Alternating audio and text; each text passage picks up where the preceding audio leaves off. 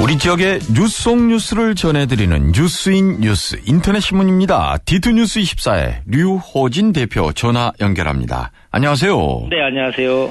채용을 대가로 교사 지망생으로부터 금품을 받은 혐의로 구속된 대성학원 이사 부부가 구속적부심을 신청했는데 기각이 됐다면서요? 네, 그렇습니다. 이 부부는 지난달 24일 날 구속됐는데요.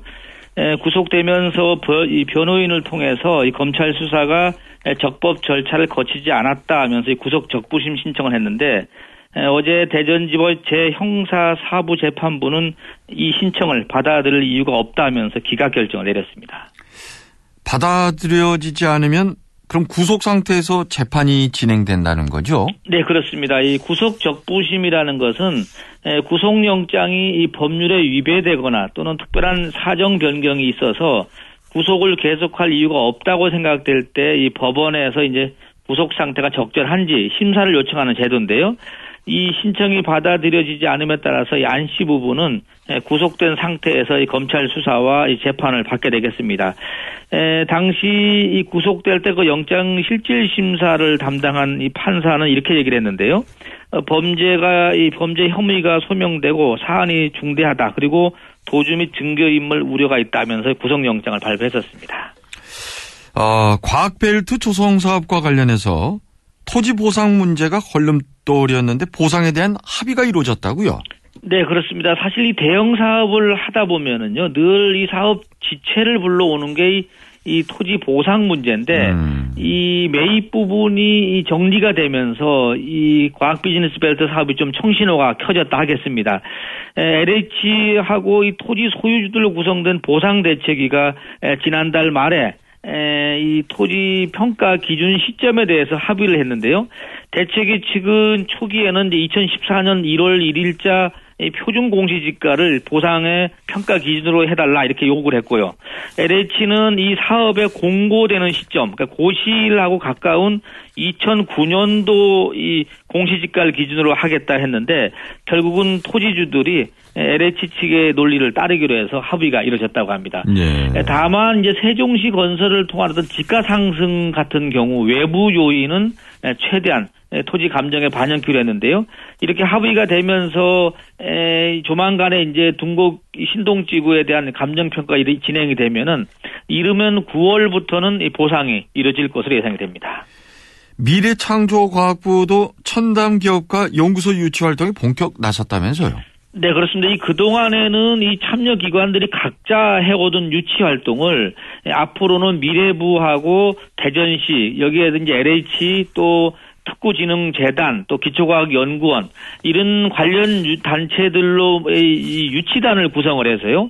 뭔가 좀 이 체계적이고 효율적으로 모집 활동에 지금 나서기로 했는데 이렇게 해서 오는 3월까지 우선 서울 코엑스에서 열리는 그 국제 나노 융합 대전에서 이 기업과 연구소를 대상으로 이 마케팅을 하고요. 오는 10월 이 대전 컨벤션 센터에서 열리는 이 세계 과학 정상 회의에서도 적극적으로 홍보에 나설 방침이라고 합니다. 네. 다음 소식입니다. 이 대전 도시철도공사 사장이 갑자기 사표를 내서 뒷말이 좀 나오고 있는 것 같던데 관련 소식 전해 주시죠. 네, 이 박상덕 대전 도시철도공사 사장이 어제 오후 5시 반쯤에 퇴임식을 하고 공사를 떠났는데요. 워낙 갑작스럽게 이루어지다 보니까 평상복 차림으로 취임식을 했다고 하고요. 또 뒤에 보통 붙는 이 퇴임 플랜카드도 잉크도 마르기 전에 퇴임식을 치렀다. 이런 후문이 나오고 있는데 사실 이 도시철도공사 사장이 이 시 산하 이 공사 사장 가운데 유독 임기를 채우지 못하는 일이 많이 벌어지고 있는데 그동안에 5명의 사장 가운데 4명이 이 중도에 그만두는 사태가 지금 벌어지고 있습니다. 박 전 사장은 대전시 부시장 출신이죠? 네, 그렇습니다. 지금까지 사장 중에서는 이 최고위 공무원이 출신인데요. 민선 5기 때, 그러니까 염홍칠 대전시장 때인 2013년 1월에 3년 임기로 사장에 취임을 했는데, 하지만 그 다음에 7월에 권선택 시장이 취임을 한 이후에 다른 이 시사나 공기업 사장들하고 같이 일괄 사표를 제출했었고요.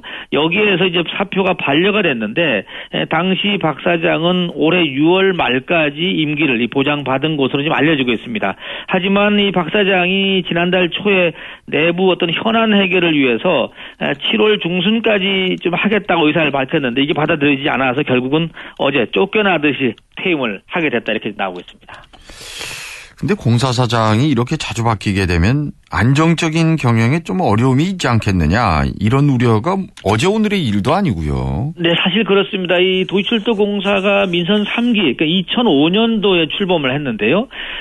초대 사장에 김광희 사장이 임명이 됐다가 민선 4기 이 박승효 시장이 취임을 하면서 임기를 못 채우고 떠났고요. 2대 사장은 또 한 1년 자녀 임기만 채우고 떠나갔고 나머지 3대 사장이 이제 온전히 3년을 마치고요. 민선 5기 들어서 이 김창완 사장이 다시 들어왔다가 2년 뒤에 떠나고 뒤를 이어서 이제 박상덕 사장이 들어왔는데 결국 6개월을 남기고 지금 공사를 떠났습니다. 이렇게 자주 바뀌다 보니까는 뭐 경영 안정뿐만 아니라 내부 조직 관리도 문제가 있다는 얘기가 나오고 있고 또 하나는 전문성보다는 뭐 관피아 또는 정피아들이 어떤 보온성 자리로 오다 보니까 오히려 시민들은 너무 안중에 없는 게 아니냐 이런 얘기가 나옵니다. 왜냐하면은 사실 시민들의 안전과 가장 직결되는 것이 도시철도인데요.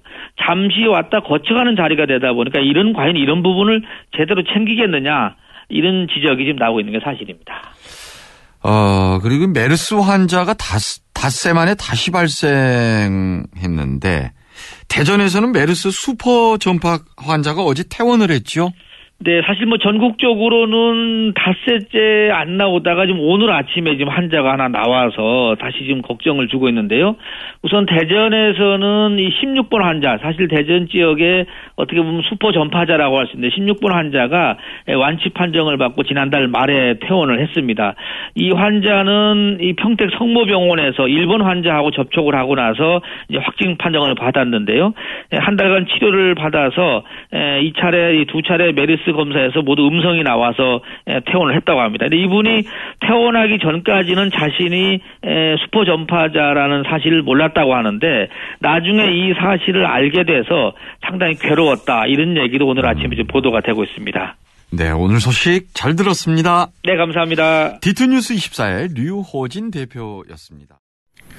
네, 플러스 뉴스입니다. 새누리당 대전시당 위원장의 정용기 대덕구 지역 국회의원이 단독 접수를 한 소식이 있습니다.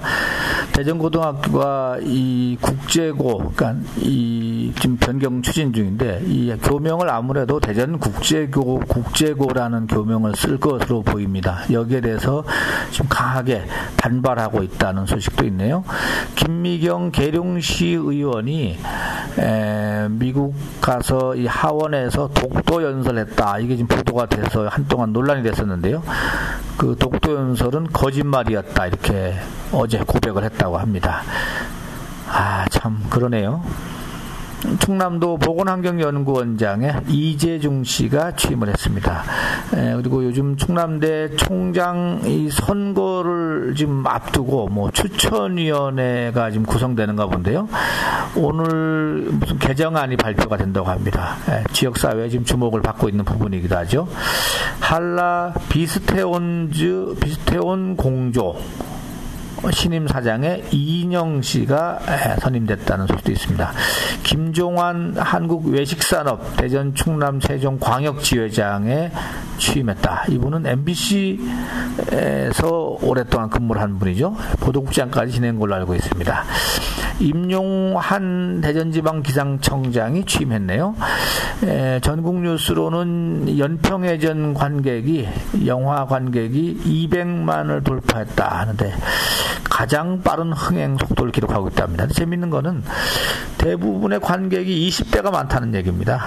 자기 동료들 얘기에 공감을 하는 것 같습니다. 여성 공무원이 31만 명을 넘어섰다고 합니다. 전체 공무원의 49%를 차지하고 있다고 합니다. 이 가운데 고위직은 5%가 되지 않는다고 하네요. 이상 플러스 뉴스 마치겠습니다.